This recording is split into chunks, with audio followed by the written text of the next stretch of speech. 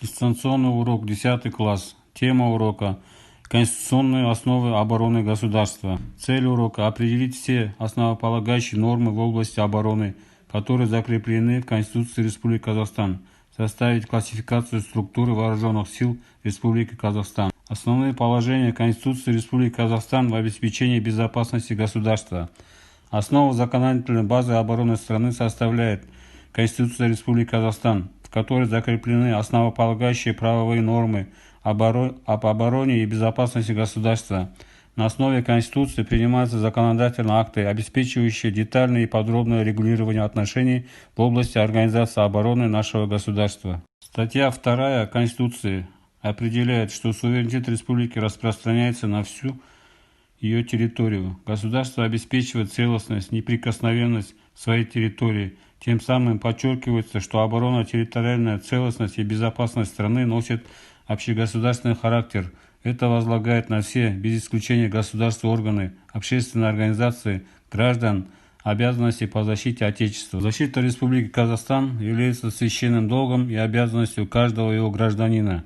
Граждане республики несут воинскую службу в порядке и видах, установленных законом. Данная норма закреплена в статье 36 Конституции Республики Казахстан. Это единственный конституционный долг граждан, названный священным.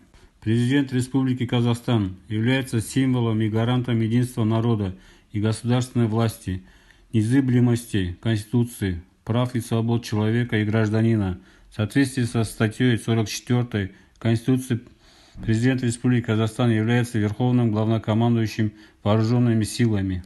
Вооруженные силы Республики Казахстан, их состав и назначение. Вооруженные силы предназначены для отражения агрессии, вооруженной защиты территориальной целостности и суверенитета Республики Казахстан, охраны и обороны государственных и военных объектов, охраны воздушного пространства, борьбы с незаконными вооруженными формированиями, а также выполнение задач в соответствии с международными договорами, ратифицированными Республикой Казахстан. Сухопутные войска наиболее многочисленны и разнообразны по вооружению и способам ведения операций и боевых действий вид вооруженных сил, предназначены для отражения агрессии противника и защиты территориальной целостности и национальных интересов Республики Казахстан. Силы воздушной обороны.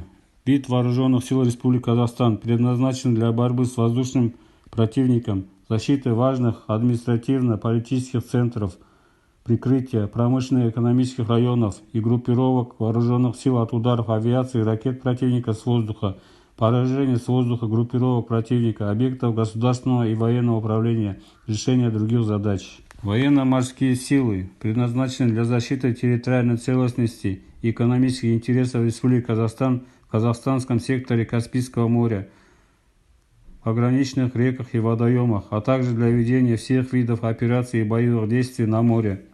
В состав вооруженных сил входят морская база, гидрографическая служба, дивизион разнородных кораблей.